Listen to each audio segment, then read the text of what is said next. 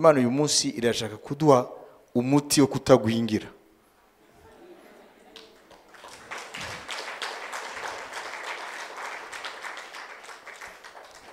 Umuti wo kutagwingira mu mwuka. Ese kugwingira niki? Iyo yavuze ngo abana baragwingiye, n'abakuze yarige bagwingira. Kugwingira n'igihe umuntu igihagararo cye ntabwo gihwanye n'imyaka afite. Tuvuge umwana yagwingiye ushobora kumuha imyaka itariye. Nimba afite imyaka 15 wagira ngo afite imyaka nk'ikenda.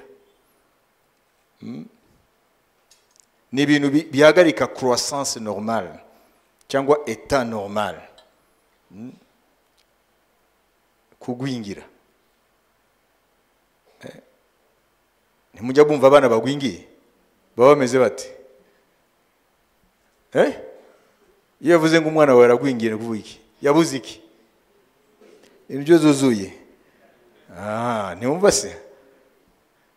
Nkuko rero hari ukugwingira mu buryo bw'umubiri, hari no kugwingira mu buryo bw'umwuka.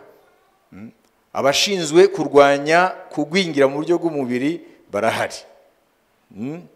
Inzego z'ubuzima n'izindi ubukangurambaga muri societe kugira ngo barwanye kugwingira kw'abana ndetse n'abantu bakuru. Iyo umuntu mukuru nawe ntago mujya mubona nk'amashusho y'ahantu hatenzara za Somalie za hehe za Sud Sudan, ahantu habaye intambara abantu bakaba mu buzima budatuje. Usanga n'umuntu mukuru wagira ngo n'umwana. Izo ni ingaruka rero z'intambara zituma abantu batabona ibikenewe. None ko natwe uko tumeze hano tubaye nk'amezi abiri ibintu byo guhaha n'ibiki byose ntabyo, turagira gute? Uwo muntu arakureba ntamenya ko ari wowe.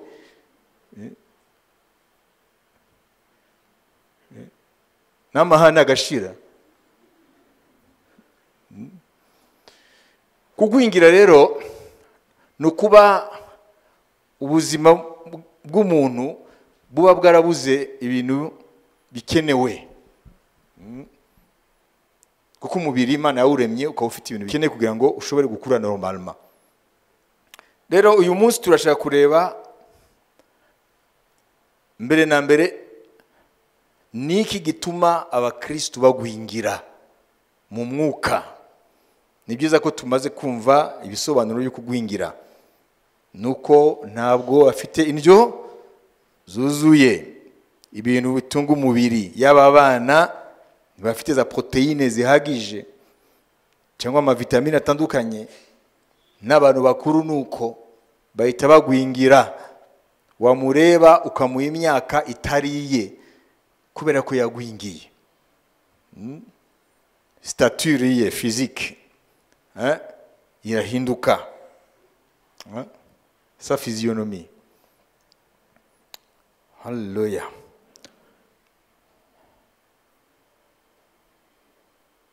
Dusome mu rwandiko Paulo yandikiye Abefeso ibice 4 ku murongo wa 15. Ahubwo tuvuga ukuri turi mu rukundo, dukurire muri we muri byose, uwo ni we mutwe ariho Kristo. Amen. Amen. Iki gice cya 4 Paulo aravuga ku byerekeye umubiri wa Kristo, natwe ko turi ingingo z'umubiri umwe. Hanyuma akajya kuvuga ukuntu Imana ikuza umubiri wa Kristo. Iyo usomye uhereye ku ntangiriro z'iki gice ugakomeza, nushaka usome umurongo wa 11 tugeze kuri 16 kugira ngo wumve context ya magambo. Nuko aha bamwe kuba intumwa ze, n'abandi kuba abahanuzi, n'abandi kuba ababwiriza butumwa bwiza, n'abandi kuba bungeri n'abigisha, kugira ngo abera batunganizwe rwose gukora umurimo wo kugabura iby'Imana, no gukomeza umubiri wa Kristo kugeza ubwo twese tuzasohora kugira ubumwe bwo kwizera no kumenya umwana w'Imana, kandi kugeza ubwo tuzasohora kuba abantu bashyitse bageze ku rugero rushyitse rw'igihagararo cya Kristo. Urumva hano bavuga la mesure de la stature parfaite de Christ. Numva ko ni mikurire. Komeza.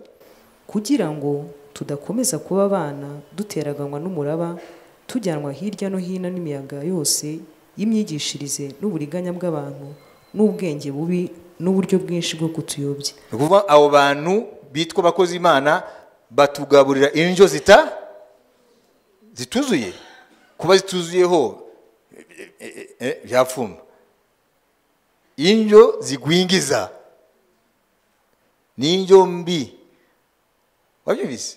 Ari kuba zituzuye ariko nzima, ariko ntabwo ari nzima nazo. Ahubwo tuvuga ukuri turi mu rukundo, dukurire muri we muri byose. Uwo niwe mutwe ari wo Kristo. Kuri uwo niho umubiri wose uteranywa neza ugafatanywa nk'uko ingingo zose zigirirana, nuko igice cyose kigakora umurimo wacyo cyagenewe. Muri Kristo uwo niho umubiri ukura gukura kwawo. Umubiri ukura gukura ni ijambo gukura rero ragaruka. Kugira ngo ukurizwe mu rukundo. Amen. Amen. Dukomere umwami amashyi ku ijambo rye. Uvuga ngo hano muri iki gice intumwa Paulo iravuga ku byerekeye ukuntu umubiri wa Kristo ukura. Umubiri wa Kristo ni itorero rya Kristo. Ni twebwe abizeye Yesu, twebwe abavutse ubwa kabiri. Twahise tujya ku mubiri wa Kristo, tuba ingingo z'umubiri wa Kristo. Abakristo bose bo kwisi bukuri bavutse ubwa kabiri bafite umwuka wera, abo bitwa ingingo z'umubiri wa Kristo. Amen.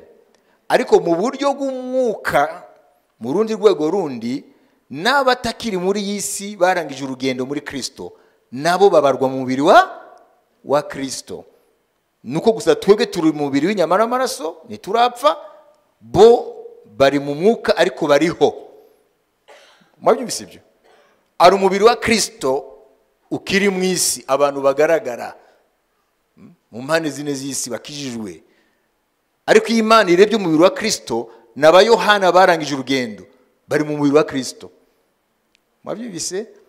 Haleluya. Ntabwo Imana ibatandukanya ngo nuko bapfuye, abo barahari mu mwuka, natwe turi mu mubiri, ariko twese tugize ingingo z'umubiri wa Kristo. Ariko hano rero Imana iravuga binyuze mu bwenge bwayo, yanyuje muri Paulo, ukuntu Imana ikuza umubiri wa Kristo. Imana yahagurukije abakozi bayo, babatubwiye hariya ku murongo wa 11. Amen. Bamwe baye kuba intumwa, abandi kuba abahanuzi, abandi kuba abavuza ubutumwa bwiza, abandi kuba abungeri n'abigisha. Abo ni b'Imana ikoresha kugira ngo batange indyo zuzuye, kugira ngo ingingo za Kristo aribo twebwe dukure. Twese 1 2 3 nitugwingire. Uyu munsi ugenda utavuga uti bwa bundi haba kugwingira mu mwuka. Umenye rero icyatuma wirinda kugwingira mu mwuka. Iyo umwana wawe agwingiye umurebye urarira. Niyo umugabo we yagwingiye urarira. Kuko uramureba tese uriya niwe twakoze mariage nawe, ahinduka akana, amapantaro akagwa hasi nakimufata kuko yagwingiye. Wajibise n'umugore ashobora kugwingira kuko imibiri yacu ntabwo iri permanent, ni imibiri iri sujet au changement, ni imibiri ishobora guhindagurika. Ni kuvuga ngo iyo imiterere y'umubiri, kuko hariyo za miliyari z'ama operation akorerwa mu mubiri yacu buri segonda, ko dufite miliyari nyinshi z'uturemangingo zigize imibiri yacu.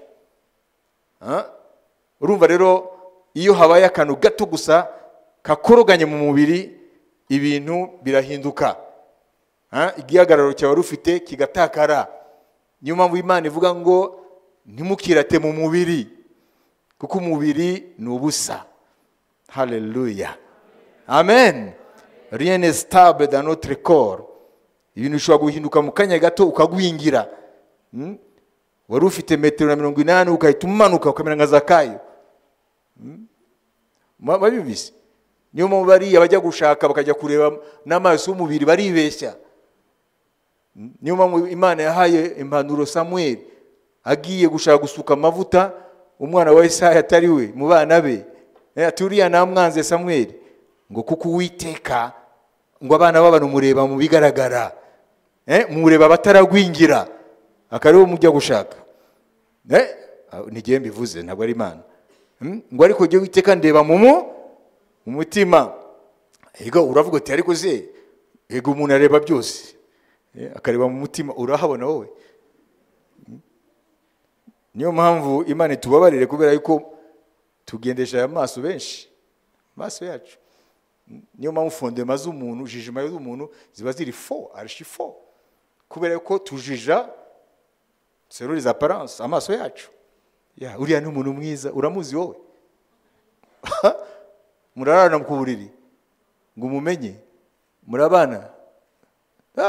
Imana ni iz'abantu, wowe nanjye ntabwo tubazi. Uvuga uti amina, nuko utavuga gutyo n'ukuri. Imana ishimwe.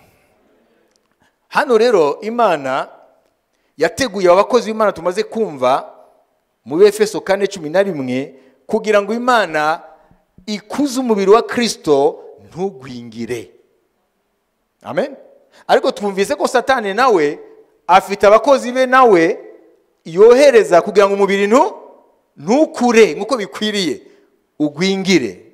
Nimba bagumvisana ngo niyo mpamvu tukwiye kumenya abo bantu. Uno munsi biragoye kuko ibintu byarivanze hamwe na internet, abantu barya indyo zitandukanye kuri internet, kandi murabizi ko Paulo yavuze ko mu gihe cy'iherezo ngo abantu baziziba amatwi ntibumve inyigisho nzima, byo kurya byuzuye bikuza umubiri kugira ngo ntugwingire, ngo bakazikurura bigisha benshi bahwanye n'irari ryabo. Uyu munsi abantu bashaka kumva ibyo bashaka kumva, ntago bashaka kumva ibyo Imana ishaka ko bumva, ahubwo bumva ibyo bashaka kumva. Nibyo bivuga ngo bazikurura abigisha babaha inyigisho ziwanye n'irari ryabo, parce qu'ils ont la démangeaison, la maladie de démangeaison d'entendre des choses agréables, kuko barashaka kumva ibijyanye n'irari ryabo. Uza akaba kuru amatwi kugira ngo ntibagwingire, baramwanga. Twe kubimenya rero ibigaragara mu isi ntabwo ari ukuvuga ngo nibyo necessairement Imana yemera. Nayo mu Paulo avuga ngo tukwiye kubimenya kugira ngo nitube abana bajugunywa hirya no hino n'imiyaga y'inyigisho ziyobya, ariko tumenye ni gute Kristo akuza umubiri we kugira ngo abawurimo ntibagwingire. Ninde arashaka kugwingirana? Ninde adashaka kugwingira? C'est normal. Urana uri umusore, urahagarara uri umusore, urashaka ko ejo bavuga ati kariya kana cyo ikibazo, urashaka kuvuga ati uri umusore. Kugwingira rero ni ikintu kibi cyane. Uzagenda urebe mu bihugu bifite inzara nyinshi cyane, ariya dans la corne de l'Afrique, ibihugu biri mu ihembe rya Afrika, hari intambara zimaze imyaka n'imyaka zidashira, abagore baragwingiriye, abagabo baragwingiriye, abana bose nakubwira. Muzarebe amashusho UNICEF ishyiraho kugira ngo isabe inkunga zo gufasha, bafata bariya amashusho yahariye. Ni ibintu biteye agahinda, ntushobora kumenya imyaka réelle y'umuntu. Ibyo rero nicyo bita kugwingira. Imana rero ntishaka ko umubiri wa Kristo ugwingira, kuko Imana yateguye indyo zuzuye. Piga amakofi kwa Bwana Yesu Kristo.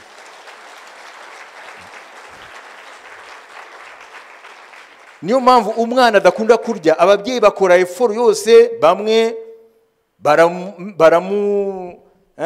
barakora uko bashobora ngo arye, bakamugaburira bakamukinisha arye, kubera ko nibashaka kwagwingira. Hari abana naturellement badashaka kurya. Ariko kugira ngo ntibagwingire, ababyeyi hari amayeri bakoresha kugira ngo babahe ibyo kurya ntibagwingire.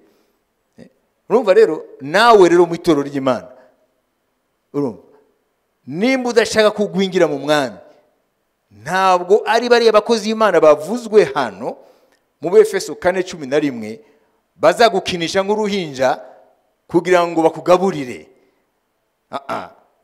Wowe mu buryo bwa kimuntu uri umuntu ushitsi, sibyo? Urazi ururo n'urumamfu, urazi icyakubera cyiza n'icyakubera kibi. Ni wowe rero ukwiye kuvuga ati ndashaka kurya indyo zuzuye. Ariko utabishaka uzagwingira, kuko ntabwo Imana iza gufata ngo kuvuga ati asama urye. Oya, ni wowe kwe kumenya ubukene bwawe, ukavuga uti ndashonje, ndashaka ibiva ku meza y'umwami. Haleluya. Sinshaka ibiva ku meza ya Bayali, ndashaka ibiva ku meza y'umwami. Niho hari indyo zuzuye. Imana ihabwe icyubahiro. Haleluya. Haleluya. None turaza kubona icyo ijambo ry'Imana rivuga ku buzima bubura ibintu runaka byatuma batagwingira, none amaherezo bigatuma mu mwami badashobora na gato gukura. Hari ibintu Bibiliya bitubwire iyo bibuze mu buzima bw'umuntu ni ikimenyetso cy'uko uwo muntu ari waragwingira cyangwa yaragwingiye. Amen.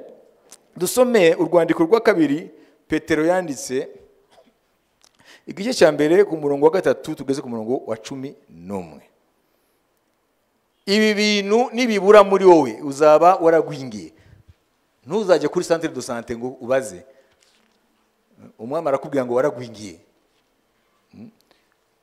Reka mwumve hano urwandiko rwa kabiri Petero yanditse, igice cya mbere ku murongo wa 3 kugeza kuri 11. Kuko imbaraga z'ubumana bwayo zatugabiye ibintu byose bizana ubugingo no kubaha Imana, tubuheshejwe no kumenya neza uwaduhamagarishije ubwiza bwe n'ingeso ze nziza. Ibyo nibyo byatumye aduha ibyo yasezeranije by'igiciro cyinshi bikomeye cyane, kugira ngo bibatere gufatanya na kamere y'Imana, mumaze guhunga no gukira kononekara kwazanywe mu isi no kwifuza. Ibyo aba ari byo bituma mugira umwete wose, kwizera mukongereho ingeso nziza. Ibi rero iyo bitari mu buzima bwacu, ibi batangiye kudusomera hano, tuba twaragwingiye. Kwizera mukongereho ingeso nziza, ingeso nziza muzongereho kumenya ijambo ry'Imana, kumenya ubushake bw'Imana. Kumenya mukongereho kwirinda, kwirinda mukongereho kwihangana, kwihangana mukongereho kubaha Imana, kubaha Imana murabyibuka ko twabivuze ushize, la piété. Kubaha Imana mukongereho gukunda bene data nta buryarya. Amen. Gukunda bene data mukongereho urukundo, kuko ibyo nibiba muri mwe bikabagwiriramo bizatuma mutaba abanyabute cyangwa ingumba kubyo kumenya neza umwami wacu Yesu Kristo. Ariya ni tuvuga ingumba, nimushaka mushire mu kugwingira. Mwabyumvise? Mu mvugo yacu ya kino gihe tuvuge kaneti mukundwa asubire mu murongo mbere ko akomeza. Kuko ibyo nibiba muri mwe bikabagwiriramo bizatuma mutaba abanyabute cyangwa mukagwingira kubyo kumenya neza umwami wacu Yesu Kristo. Kandi rero utagira ibyo aba ari impumyi ireba ibiri hafi gusa, ahubwo akibagirwa yuko yejejweho ibyaha bye bya kera. Nicyo gituma bene data mukwiriye kurushaho kugira umwete wo gukomeza guhamagarwa no gutoranywa kwanyu, kuko nimukora ibyo ntabwo muzasitara na hato, ahubwo bizabaha rwose kwinjira mu bwami butazahanguka bwa Yesu Kristo, ariwe mwami n'umukiza wacu. Amen. Amashi ku mwami wacu Yesu Kristo. Haleluya. Hano Petero aratubwira ibintu biranga umukristo atagwingiye. Batubwiye ngo mbere na mbere kwizera, kuko ntabwo ushobora kuba umukristo utabanje kwizera. Biratubwira ngo twarakijijwe kubw'ubuntu bw'Imana binyuze mu kwizera. Nuvuga ngo kwizera twarizeye Yesu Kristo, ariko iyo tugumye aho gusa turagwingira. Imana rero yahagurukije abakozi bayo kugira ngo bafite amavuta atandukanye, kugira ngo baguhe indyo zuzuye ntugwingire, kugira ngo kwizera kubakireho biriya bindi bavuze. Liste yabyo mwayumvise, biriya yo bibuze uragwingira, kubera ko nta guva aho uri, uheruka ukizwa ariko nta kindi cyubakitse. Nuvuga ngo mu mwami stature yawe yagumyeho hahandi, tunekene uri gikuri ntabwo wigeze ukura. Ngo biriya nibibura muri mwe, Petero yavuze ibintu bibiri. Icya mbere, muzaba oazif. Ndaza kubigarukaho. Oazif n'umuntu ari aho ntacyo akora. Oazif ntacyo akora. Hanyuma icya kabiri, muzaba sterile, ingumba cyangwa kugwingira. Murabona intambara ya kabiri y'isi itangira, amen, Hitler irashoza intambara ya kabiri y'isi n'abanazi, aho bita les alliés. Bariya bose biriya bihugu byishize hamwe kurwanya Hitler,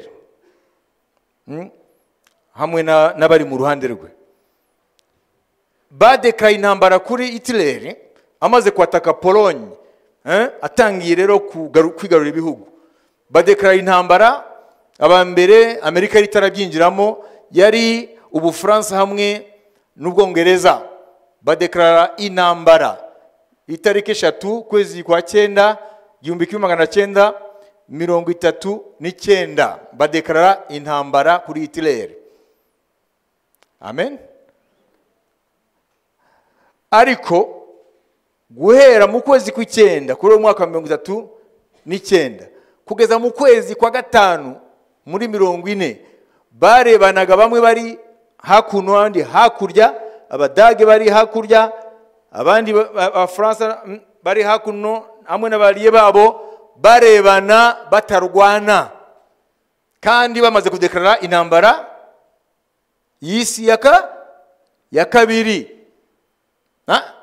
Bamarayo mezi batarwana. Ibaza abasirikare baraho ntibarwana, ukwezi kumwe, 2, 3, 5, ukwezi 6, bibyara iki? Kurambirwa.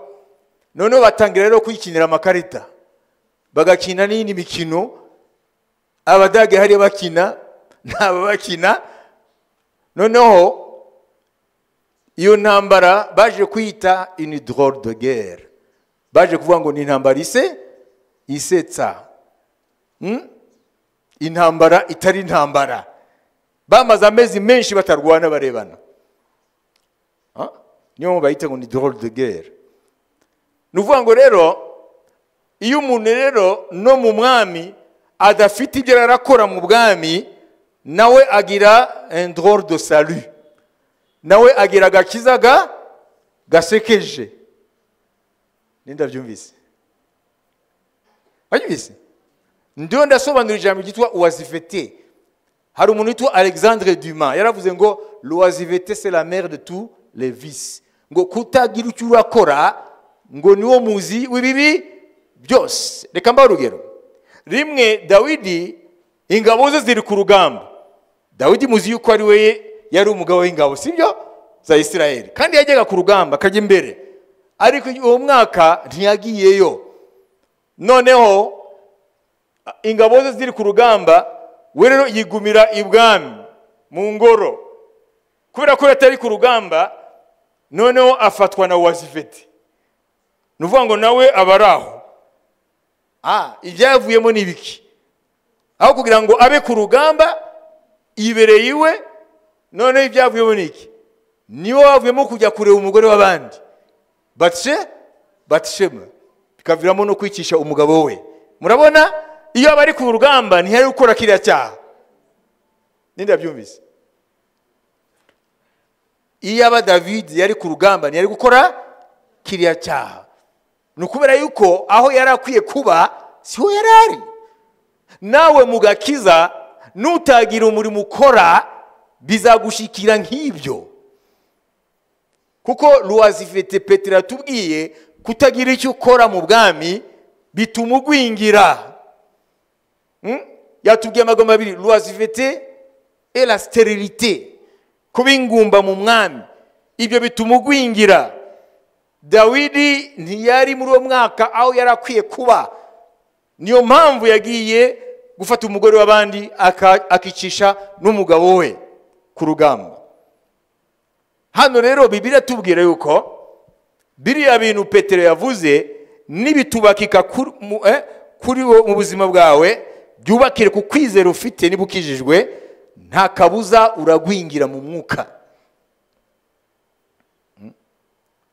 Ikibazo tushaka kwibaza mbere ko dukomeza, nimba wowe ubukristo bwawe bugarukira kujya mu rusengero gusa, yaba hano yaba n'ahandi, ubukristo bwawe, agakiza kawe kagarukira kujya mu materaniro byonyine, ntabwo wagwingiye koko? Murashaka ko bazana imashini yo gupima wagwingiye? Iri jambo muremera ko ari ry'Imana? Nimba nta mirimo ukora mu nzu y'Imana, nubwo yitwa ko wizeye, iri jambo rirakubwira ngo luwazifete, kutagira icyo ukora, sterilité, kuba ingumba, bituma ugwingira. Mu mwami waragwingiye, full stop. Benata, twemera tunywe umuti nubwo ushaririye, ariko tuvure. Vuga uti amen. Vuga uti amen. Umuntu muri eglise ye, ibyo bigarukira kujya mu materaniro, nta bindi. Uriya ntabwo wavuga ngo ni muzima. Imana ikweretse stature ye muri Kristo, ikwereka igihagararo cye muri Kristo, ni munsi ya Zakayo, ni igikuri. Mumvise hariya Paulo yavuze ngo umwami ngo aduha byose, amen, kugira ngo dukure tugeze ku rugezo rwa Kristo, amen. Agakiza ni processus, ni process, katuvana ahantu katuganisha ahandi. Iyo rero iyo processus idahari, niho navuze kugwingira. Kandi kuri wa munsi w'urubanza ntabwo uzireguza, kubera ko Imana iravuga ngo nabahaye byose kugira ngo mukure ntimugwingire. Ariko ko abantu barwaye, bamwe barwaye ingwara y'idini gusa. J'appartiens à telle église, j'appartiens à telle confession, j'appartiens à telle religion. C'est ça. Ibyo nabwo ari umugambi w'Imana. Uwo ari we wese nimba ari mu nzu y'Imana, yaba hano yaba n'ahandi, ibi ndio ndavuga, nimba atabigiyemo aragwingira cyangwa yaragwingiye, full stop. Ibindi n'ubu ryarya. Igihe nikigera Imana izahishura uzaga abantu benshi babaye ibikuri, ntibigeze bakura. Imana izakubwira ngo naguhaye byose ngo ukure, ariko ntabwo washatse gukura. Ni nk'umwana agafunga akanwa ntibamushiremo ibyo kurya. Ibyo kurya birahari mu nzu, ntabwo bituma umubiri wawe utagwingira, nuko bikwiye kuza mu mubiri wawe. Ijambo ry'Imana ryuzuye, ku ijambo ry'Imana rifite variété de nourriture spirituelle, variété. Mu ijambo ry'Imana harimo variété. Haleluya. Harimo indyo zitandukanye. Amen. Haleluya. Haleluya. Harimo variété. Harimo indyo zitandukanye. Ntabwo rero rizaza ngo gishire mu kanwa kawe, ni wowe kubikora. Muvise Petero ngo umuntu wese ngo agire effort. Wabyumvise? Agire effort. Hariya twasomye. Asubira muri ya jambo, dusomera ijambo mumve. Ngo faites tous vos efforts. Urwandiko rwa kabiri y'icambere ku murongo wa 5. Ngo faites tous vos efforts. Ibyo aba ari byo bituma mugira umwete wose. Mugira umwete wose. umwete ntabwo ari kuza hano mu rusengero ukicara amasaha abiri ukagenda, ntibizakubuza kugwingira. Reka da, ni effort, kugira effort kugira ngo ntugwingire. Faut chercher la nourriture, gushaka ibyo kurya by'umwuka, kandi apana ibyo ari byo byose bizima bitangwa n'abakozi Imana bazima. Imana ishimwe cyane. Haleluya. Murumva rero nabaye urugero rw'iriya ntambara y'isi ya kabiri, iriya ntambara y'isi ya kabiri bamaze amezi menshi kandi bamaze kudekarara intambara ariko batarwana barebana, bararambirwa. Bibaye ko bari no mu ntambara batangiye no kwikinira amakarata n'ibindi byose, kugeza aho Ubudage bwazi rero kuhaguruka rero buratera. Nukuvuga ngo rero iyo abantu batariho barakora mu bwami, nta ntego bafite mu mwami, bamera nk'abo basirikare b'Abadagi n'abari Abafaransa n'abari Abongereza n'inshuti zabo, bamaze ari amezi barebana batarwana kandi bamaze kudekarara intambara. Nuvuga ngo rero ubukristo iyo tutamenye ko dufite gahunda muri Yesu ituvana ahantu itujyana ahandi, tugamagarirwa gukura muri Kristo, kandi tukamenya ni gute umuntu yakura, akeneye iki, birihe, dufatwa na oisiveté. Donc ces armées-là muri deuxième guerre mondiale igitangira bahise baba oisive. Ces armées sont devenues oisive, bahise baba abantu baraho nta kintu rero barakora.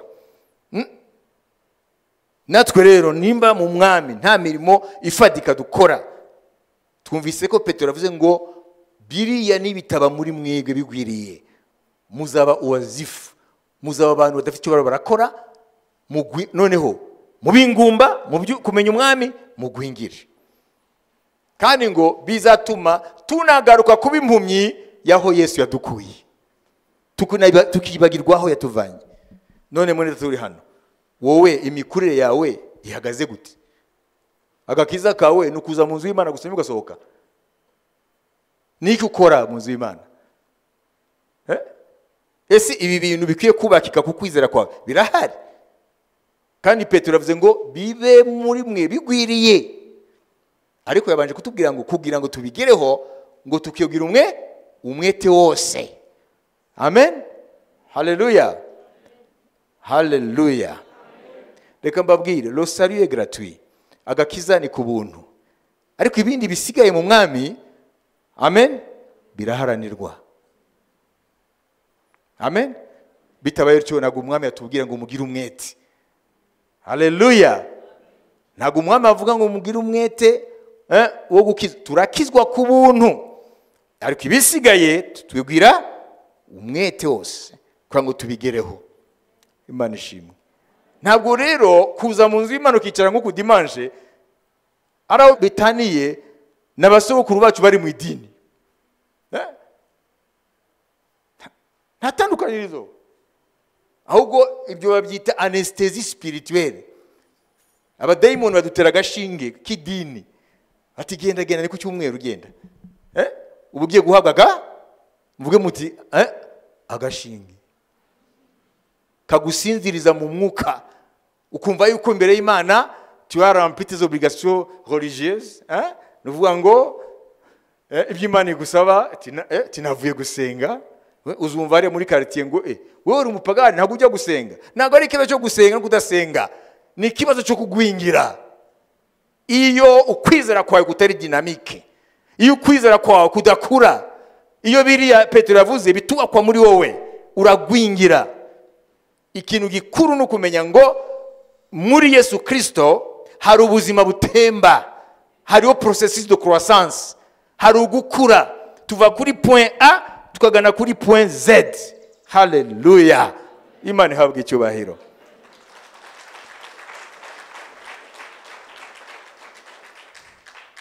Rero ntuzigere wishuka na rimwe ngo kubera ko ujya gusenga ku cyumweru ngo niby'Imana ishaka. Kada, ibyo ni idini. Hano biratubwira ngo mugire umwete wose kugira ngo kwizera kwanyu mukongerezeho ubwenge, mukongerezeho kwirinda, mukongerezeho urukundo, mukongerezeho kubaha Imana. Biriya byose mwabyumvise ngo ibyo bibe muri mwebwe bigwiriye, ngo bitabaye bityo muzaba uwazifu, muzaba muraho ntacyo murakora mu bwami. Icya kabiri, muzaba ingumba mu byo kumenya umwami. Hanyuma mu ijambo rimwe rya kino gihe, tuzagwingira mu by'ubwami. Amen. Hallelujah. Hallelujah. Reka rero dusome ijambo rindi mu kurangiza. Urwandiko rwa mbere Paulo yandikiye Abatesalonike ibice 4 ku murongo wa mbere kugeza ku murongo wa 2. Ibyo ne mubifate. Amen. Ni mubifate bene data, ni mugwingire. N'abagwingiye umunsi turashaka yuko bava mu kugwingira. Nuko bene data, ibisigaye turabinginga tubahugurira mu mwami Yesu, kugira ngo nk'uko mwabwiwe natwe uko mukwiriye kugenda no kunezeza Imana, muba ariko mugenda ndetse murusheho. Muza amategeko twahawe n'umwami Yesu tubategeka ayariyo. Amen. Ano murongo wa mbere avuga ngo de marcher à cet égard de progrès en progrès. Nuko bene data, bisigaye turabinginga tubahugurira mu mwami Yesu, kugira ngo nk'uko mwabwiwe natwe ko mukwiriye kugenda no kunezeza Imana, muba ariko mugenda ndetse murusheho. Ndetse murusheho. Hano biriya gifaransa ngo de progrès en progrès. Ugiye guprogressa. Amen. Gutera imbere. Progrès. Muri Yesu hariho un mouvement de progrès. Hariho gutera imbere. Aribyo Bibiri ivuga gukura muri Kristo. None uyu munsi Imana iraguhamagara kumenya ngo gukizwa ni kimwe, ariko gukura mu mwami ni kindi. Yesu agwaga kiza ku buntu, ariko ntago mu mugambi we bigarukiraho. Yateguye gahunda yo kugukuza kugira ngo uzagere ku rugezo rushimisha wakuremye. Imana ihabwa icyubahiro. Haleluya. Gukizwa ni ubuntu, ariko gukura hariho effort yawe. Ntabwo ari Imana ibikora yonyine. Abantu baranezerwa kugira effort mu by'isi, bazi ko mu isi il y a rien pour rien, il faut bosser, il faut travailler, ukwiye gukora, ariko mu Mana uriya mwete bakora mu by'isi bagaragaza ntabwo uboneka mu Mana. Mwisi ari abantu bariruka babyuka amajoro,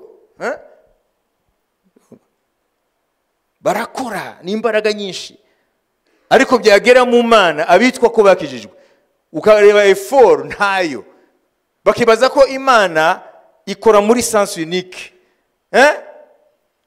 Agakiza k'abantu benshi kagarukire kuri ibi ngo nasabye Imana ibi, nasengeye ibi. Ubwo n'ubwana. Umwana niwe arangwa no gusaba. Papa ndashaka ariya kamodoka, papa ndashaka iriya kintu, papa na ku ishuri, umwana twigana yitwa kanaka, afite ibi n'ibi. Umwana arangwa no gusaba. Bamukorera ibi. Umwana ni selfish. Umwana arirebaho. Ariko iyo tumaze gutera intambwe yo gukura mu mwami, ico gihe tumenya ko turi responsable y'imikurire yacu. Ntabwo ari Imana idukuza gusa, tukwiye gukorana nayo ngo idukuze. Piga makofi kwa Bwana Yesu Kristo. Yaraguhaye gakiza ku buntu, ibindi mukwiye gukorana nayo kugira ngo ikugeze ku rugezo yakugeneye. Birasaba yuko ukora effort nawe. J'aimerais vous décourager mwebwe, nshaka kuba décourager. Kuba décourager ni cyo? Nshaka kubaca intege abashaka kuba abakristu b'abanyedini gusa ngo bajya gusenga ngo birarangiye. Kujya gusenga gusa ukicara mu ntebe ngo navuye gusenga ni ku cyumweru, nagashinga abadayimoni bagutera kugira ngo umutima nama wawe utuze ngo nta kibazo mfitanye n'Imana njya kuyisenga. Sasa ni parusalisa. Ntabwo ari gahunda y'Imana. Gahunda y'Imana nuko iraguhamagara ikagwaga kiza, hanyuma ugatangira gukorana nayo kugira ngo igukuze. Haleluya. Ikugeze ku rugezo yakugeneye kandi kubyaza umusaruro. Piga makofi kwa Bwana Yesu Kristo. na niyo mpamvu yavuze ngo nigiye muzabibu ukuri kandi data niwe nyirawo namwe muri amashami yawo ngo ishami ryose ritera imbuto bararica bakarijugunya rikuma ngo ariko ishami ryera imbuto ngo bararitunganya neza rirushizeho kwera imbuto nyir'uruzabibu yishime. None wowe uri ishami ritera imbuto, ari byo bavuga kugwingira. Kugwingira ntabwo ari Imana responsable yabyo, ntabwo ari Imana ibazwa kugwingira kw'abakristo, kuko Imana yatanze ibikwiriye. Niyo mpamvu muri iki gitondo François ari hano kugira ngo ntugwingire. Niyo mpamvu dusenga Imana ikaduha ijambo rikwiriye mu gihe gikwiriye kugira ngo ikuvure kugwingira. Uyu munsi nashaka kukubwira ngo ntiwongere kwitera amajeke wa mugani wanyu ngo nanjye njya ku cyumweru gusenga wibaza ikibazo mu bwami bw'Imana. Ubwo si imeze nk'abasirikare bo mu ntambara y'isi ya kabiri gitangira bamaze amezi menshi kuva mu kwezi kwa 9 39 kugeza mu kwezi kwa 5 itariki 10 40 barebana mu maso bararambirwa bibayigwa yuko bari no mu ntambara batangira kwikinira banarebana, bamwe bari hakurya abandi bari hakuno. Ayo mezi yose bayita ngo c'est une drôle de guerre. Abanyamateka bavuga ngo ni drôle de guerre kuko funny war mu cyongereza, une guerre bidon. Aho nyantambara abantu ahubwo babaye inshuti. Bamwe hari hello ça va?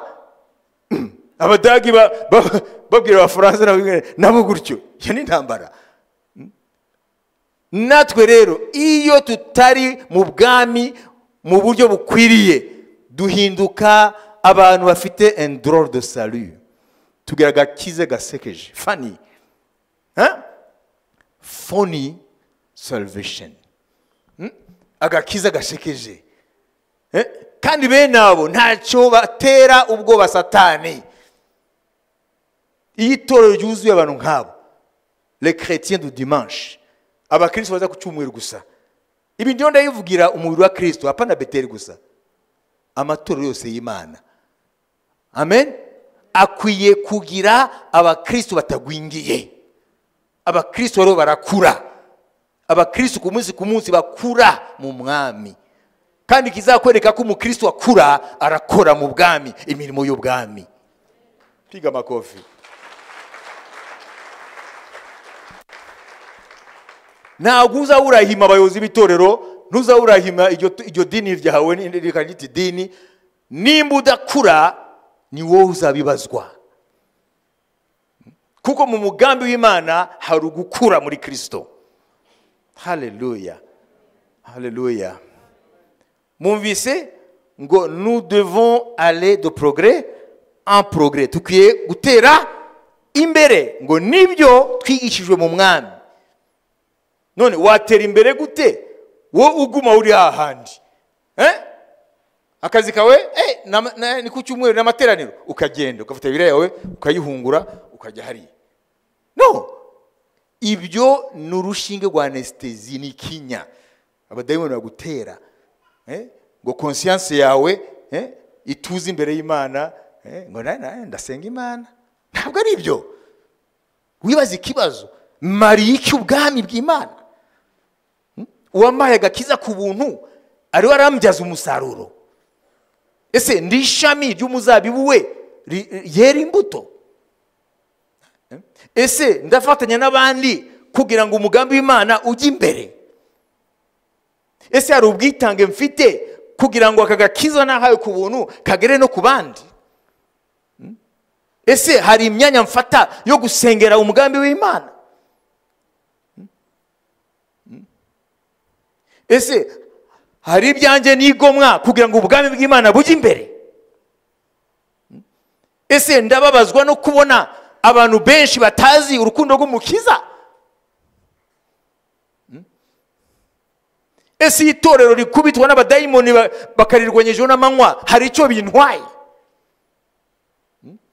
Ese mu mwuka ndumva yuko ndi ku rugamba hamwe na miliyari y'abana b'Imana baro bararwana ijoro n'amanywa muri iki gihe cy'umwijima ukabije? Ese muri mind yanjye, mu bitekerezo byanjye, ndi kuri front y'umwami, ndi ku rugamba rw'umwami, kuko ingabo z'umwijima zirazi ko zishigaje igihe gito?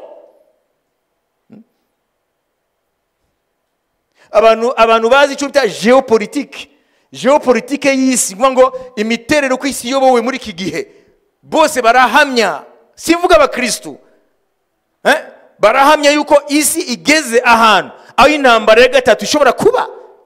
Kuri iyi sandi yo ndavuga, nimba wicariye aho ukareba kabizi yose ukaragenda, ukaba utazi isi iyo biraba, nashaka kubwira ngo impuguke zo ku isi yose z'ukuri ziga icyo bita geopolitike, bakareba position ya Amerika uyu munsi, position y'Ubushinwa, position y'Uburusiya, position y'Ubuhinde, position y'abira bihugu by'ibihangange na position y'ibihugu by'Uburayi.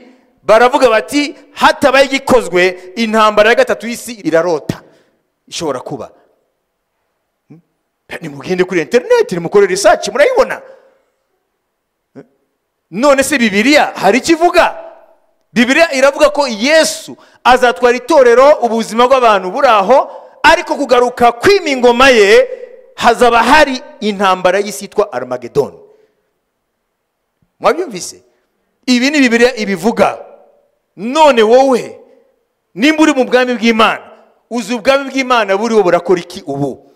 Ubwami bw'Imana buriho burarwana n'ubwa Satani, kuko Imana iracyakunda cyane abari mu isi. Imana iracyashaka ngo irokore abantu. Amasengesho arakenewe uno munsi kurusha ejo hashize. Haleluya. Kwitanga kwawe kurakenewe uno munsi kurusha ejo hashize. Iki ntabwo ari igihe cyo gukora nka mbere. Twari dukwiye kurushira gukora mu mbaraga zihambaye, kuko iyo urugamba rwenda kurangira ruba rukomeye. Ariko itoro ry'Imana riri muri situation inverse, aho risinzira kandi intambara irafi kurangira. Iki ni igihe cy'uko Imana ivuga ngo nimushobora kumenya mu mwuka ibihe, nimushobora kurwana hamwe nanjye mugwingiye, kuko abantu bagwingiye nta mbaraga bafite. Nimurebe bari abantu bari muri Somalia na hehe, inzara yishe abagabo babaha imyaka 10 babaye impinja kubera kugwingira.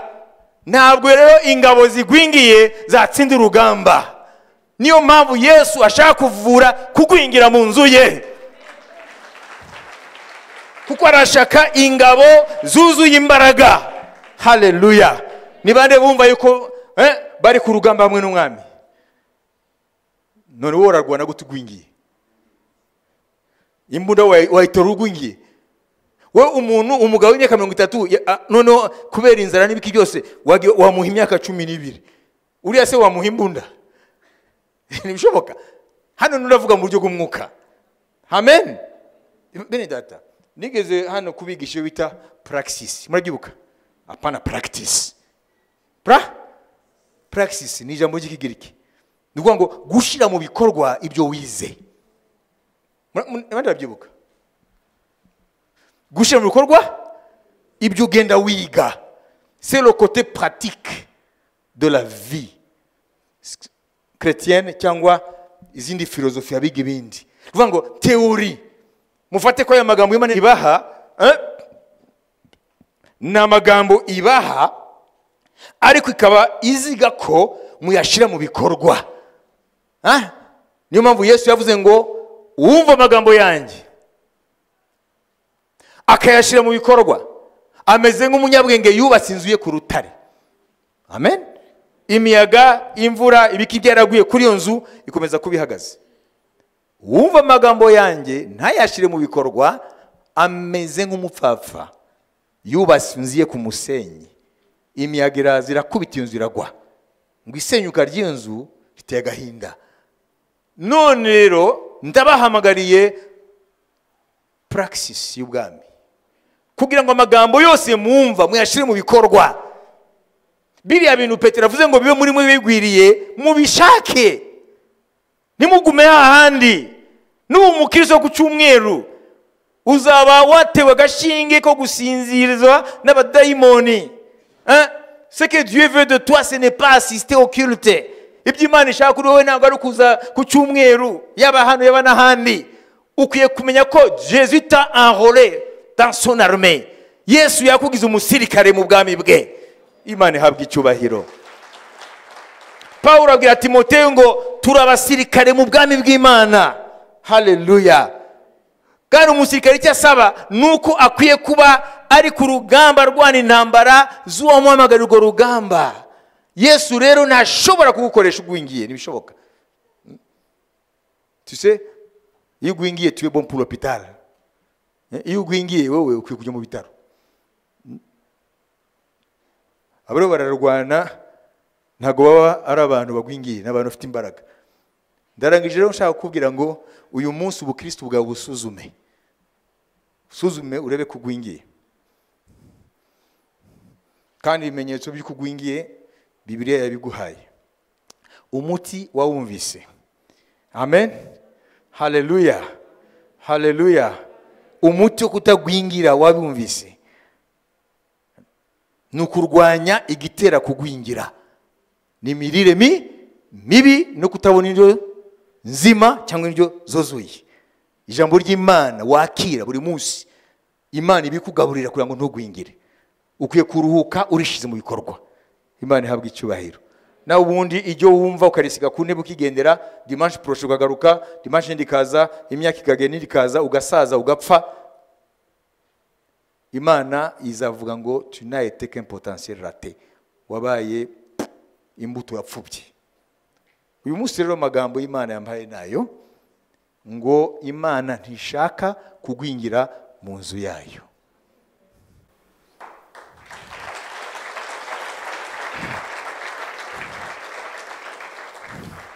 Wagumano muri Beteli, wajya mu indi eglise, aya magambo nayo kuri. Aho uzajya hose ukwiye kurwanya kugwingira. Imana ishimwe cyane. Waba uri umushitsi waje uyu munsi hano, ukwiye kurwanya kugwingira. Ntabwo ari Imana iza kugwanyiza kugwingira. Imana iguha ibikwiriye ngo ntugwingire muri Kristo, ntugwingire mu mwuka. Niyo Petero avuze ngo mugire umwete wose. Haleluya. Kugira ngo biriya bintu birwanya kugwingira bibe muri mwebwe byuzuye. Nawe ubundi muzaba sterile, bango nta kimuzo murakora mu bwami. Utagize umurimo mu nzu y'Imana ire sterile, ingumba. Azaba oazif, azaba araho nacakora mu nzu y'Imana. Ibyo bintu mu bitahane l'oisiveté et la stérilité. Petero niwe yabivuze mu mwuka. Ni kuvuga ngo kutagira icyo ukora mu nzu y'Imana no kubingumba mu byo kumenya umwami. Ibyo iyo biri muri wowe uzamenye ngo ntabwo Imana ikureba neza. Nubwo wakwihumuriza ngo uraza gusenga ku cyumweru, ntabwo Imana ikureba neza. Tu as raté le but. Watakaje intego yatumye Yesu agwagakiza. Uyu munsi rero Imana iraguhamagaye. Suzuma ubukristo bwawe. Dieu ne t'a pas appelé pour être fanatique. Ntabwo Imana ikeneye abafana bitorero ryayo. Imana ikeneye les acteurs, ikeneye abakora. Imana ishimwe cyane. Imana ishimwe cyane. Haleluya. Imana ikeneye abakora. Kuko Imana irakora na bugingo n'ubu, na Yesu arakora. Haleluya. Data arakora na bugingo n'ubu, nanjye ndakora. None se akorana nande? Akorana n'abantu batagwingiye. Babise. Ugwingiye ntago wamuha ikivi, nibishoboka. Ahubwo umutwara ku bitaro kugira ngo bamureanime. Kugira ngo yongere kandi croissance y'umubiri we areprene croissance normale. Rero nashaka kurangiza mbabwira ngo nkuko bagwingira mu isi niko bagwingira mu mwami. Nkuko bagwingira mu isi niko bagwingira mu mwuka. Nkuko bahabwa ibikenewe mu birukeneye ngo bakure, niko no mu mwami Imana yateguye ibikenewe kugira ngo dukure. Abibise bimwe nuko biri sur le plan physique, nuko bimwe biri mu buryo bw'umubiri, ibindi kaba sur le plan spirituel, biri mu buryo bw'umwuka. Uyu munsi rero ureba nimba utagwingiye kugira ngo Imana ikuvure kugwingira, ariko irabikora avec ta volonté. Irabikora ubishatse. Utabishatse nta kikora. Tugira dusenge, ariko ndasengana n'uwo muntu yumva yuko uyu munsi Imana ikwiye kudeclencha processus yo kuva mu kugwingira. Amen. Zinyigisho zumvikanye? Zumvikanye? Hallelujah. Amen. tugere dusenge. Abo bose bashaka ko Imana ibatabara bakava muri iyo situation yo kugwingira, bahaguruke dusenge.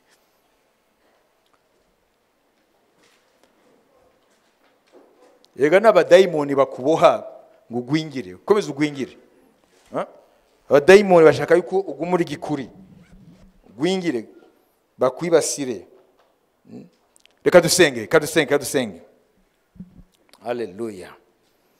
Umwe wese ariyiza imbere y'Imana. Nimba wumva yuko ubabajwe, ufite agahinda nawe, uko Imana ikubona, dusengane.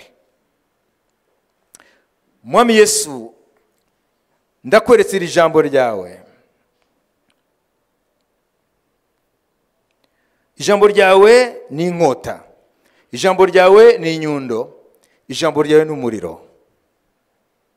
Iri jambo ryawe Mwami rimaze gutangwa, nirikore icyo waritumye gukora, kugira ngo rivure abantu bawe kugwingira mu mwuka, ribahagurutse muri processus de croissance, ribahagurutse mu gukura mu Mwami, bifuze cyane indyo yo mu mwuka, kugira ngo bakure mu Mwami.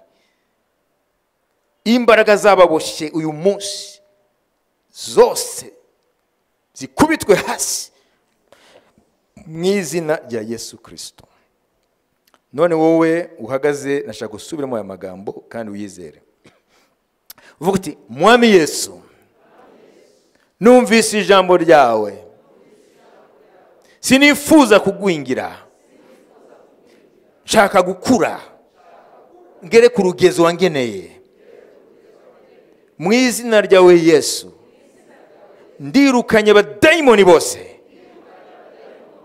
batuma ngwingira, bakarwanya ubushake bwawe muri nje. Bangwanye simbona umwanya wo gusabana nawe, bangwanye simbona umwanya wo gusoma ijambo ryawe, simbona umwanya wo gutekereza iby'ubwami. Uyu munsi ndahagurutse kubw'ubuntu bwawe, kugira ngo ntangire nkure muri wowe. Ku munsi umbyaza umusaruro, mbe rya shami ryiza ryera imbuto zishimisha nyir'uruzabibu. Mu izina rya Yesu, nanze kuba umunyedini. Mu izina rya Yesu, nanze imigenzo. Nshaka kugira ubuzima mu Mwami. Ku munsi mve mu bwiza njya mu bundi bwiza, mve mu kumenya njya mu kundi kumenya. Imigenzo n'imihango ndayisezeye, ngira mpagurukane nawe, kugira ngo nkorane nawe mu guteza imbere ubwami bw'Imana, mu guteza imbere ubwami bwawe, mu basengera umugambi wawe. Nanjye umbonemo, mu bifuza ko icyubahiro cyawe kimenyekana. Nanjye umbonemo, unyishimire ko ntagwingiye, ko ndi gukura mu Mwami wanjye. Mu izina rya Yesu, abadayimoni bose mbafashe mpiri, mbashize munsi y'ibirenge byanjye. Nta butware mumfiteho. Yesu yarabahemuye ku mugaragaro, yarabatsinze kuri wa musaraba, yabambuye ubutware bwanyu, yazukana intsinzi. Niwe afite imfunguzo z'urupfu n'izikuzimu. Ubutware bwe nibwo bwanjye. Uyu munsi mwabadayimoni mwe, ntago muzongera kungwingiza. Mpagurutse kugira ngo nkure mu Mwami, nzagere ku rugezo Imana yangeneye. Urakoze Mwami Yesu, yuko wumvise gutakamba kwanjye kandi kungiriye ubuntu. Ndabwakiriye, sinzongera kuba wa wundi. Urakoze Mwami, ndizeye ko wumvise kandi ko undemyemo gukura. Amen.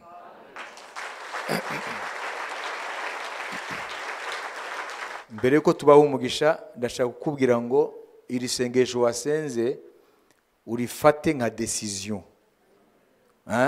Wafashe icyemezo. Ntabwo uzongera kwemera ko ugwingira.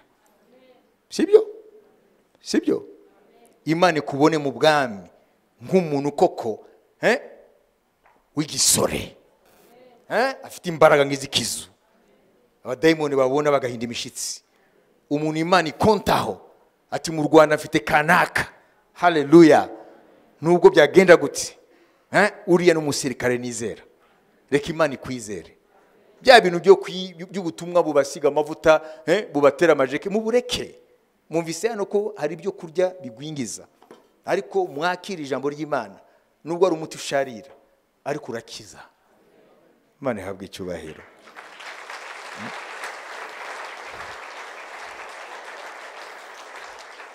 Buriya butumwa bw'imigisha gusa n'ibiki byose mubisezerere. Mumenye ngo ntago urinda kwinga Yesu ngo umugisha, arawuguha. Wamukorera gute ntago umugisha? Ntibishoboka. Nimwiruka inyuma y'imigisha, mwiruka inyuma yo gukura mu mwami. Imigisha irabakurikira mwebwe.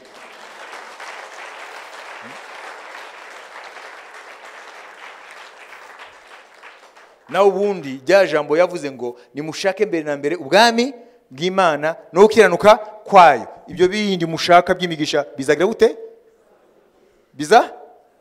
Bizabakurikira. Satani yaracuritse rero. Barashaka imigisha hanyuma ubwami no gukiranuka bibakurikire. Nibishoboka. Korera Imana muka n'umukuri. Nta kabuza. Uko ukura n'imigisha irakura. Imana ihabwe icyubahiro.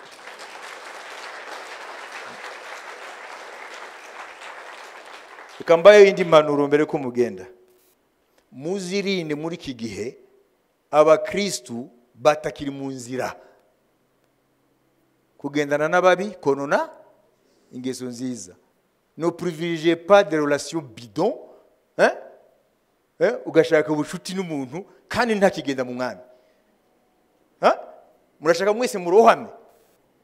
Uzamutabara ariko wowe wamwitaje kwanza. Wayumvise? Ibumba bwese nimubibona. Abantu benshi barasubiye inyuma nabakiri mu nzira y'agakiza. Yewe iyo utari mu nzira y'agakiza nta na kimwe tugifana nawe. Kuko ubugingo bwanjye bufite agaciro kurusha ubusabane bwanjye nawe. Mwabyumvise? Yesu aravuga ngo n'abavandimwe bawe niba baza guteranya nanjye uzabareke. Nta mwabisomyana? Iyo upfuye ujyana na bene wanyu. Hanyuma iyo upfuye ujyana n'inshuti zawe. Kubera iki wowe ushaka kwemera relation zawe n'abantu batacyubaha Imana, ngo kubira relation zawe? No. Iki ni igihe tukwiye kudesida. Turakijijwe ntidukijijwe. Mwabyumvise? Kuko umwami ntabwo ari ubwinshi bw'abantu, nubwo afite urukundo. Yaravuze ngo n'amabuye ashobora kuyikorera. Uyu munsi uraje kubwira ngo haranira gukura mu mwami. Ikintu cyose cyakubuza gukura gite kure. Kuko ibihe turimo ntabwo ari gukina. Ni ibihe bya nyuma. Imana irira nyuza abantu, taminike, tamize. Imana irayungurura. Umenyereye ko Imana irayungurura. Kuko impanda ntabwo izibesha, izatwara abari tayari. Intwari z'Imana. Wowe rero waje hano ukaba udafite Yesu, uze gusigara hano abakozi b'Imana bagufashe kwakira agakiza. Ibi mvuga ntabwo ari imikino. Ejo hazaza harakomeye muri isi. Wabyumvise? Ejo hazaza harakomeye nta mikino. Abantu badafite agakiza bazata umutwe. Ibyo biraba ku isi n'ibintu biteye ubwoba. Kandi bizakomeza bitera ubwoba. Nashaka kubwira rero wowe udafite Yesu, Umwami aragukunda, uze gusigara hano mu mwanya muto, abakozi b'Imana bagufashe uve hano ufite agakiza. Kugenda udafite agakiza, udafite Yesu muri wowe, ubuzima bwawe buri expose. Uburi in danger. Namwe abakristo rero, mwasubiye inyuma. Mwataye urugamba rw'umwami. Gukiranuka ntago bikiri intego. Musigaye muri abanyedini gusa. Bafite ishusho ariko imbere nta cyari. Imana irashaka ngo ugume hano nawe abakozi Imana bagufashe. Wewe wari warakijwe ufite ishusho nari nimusohoka ngo hey haleluya haleluya amen hozana, ariko muri wowe Imana yazi empty nta nakimwe gihari. Ibyo ntacyo biza kumarira. Kugira ishusho gusa ntacyo bimaze. Gushimwa n'abantu usigara hano nawe bagufashe kugira ngo ugaruke ku murongo. Asigaye katubaho umugisha. Uwo ni umurimo Imana yampamagariye. Amen. Haleluya. Ntabwo yampamagariye kuvuga ibyo abantu bashaka. Unkunda utankunda ce n'est pas mon problème. We yarankunze mbere kandi birahagije. Je suis pas en train de courir après l'approbation y'abantu. Ntabwo niruka inyuma ngo abantu banshime ngo bankunde. No. Abantu sini bankunda se bazambuza kujya iwabo twese. Twari tumukunze kada. Ariko we nankunda hayo yanatosha hayo.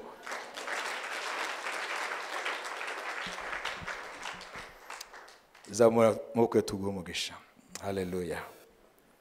Baba twavuze niba biyumvise basigara hano abakozi Imana barahari babafashe. Ubuntu bw'umwami wacu Yesu Kristo n'urukundo rw'Imana no gusabana n'Umwuka Wera bijyane twese. Amen. Shalom shalom. Mugire icyumweru cyiza.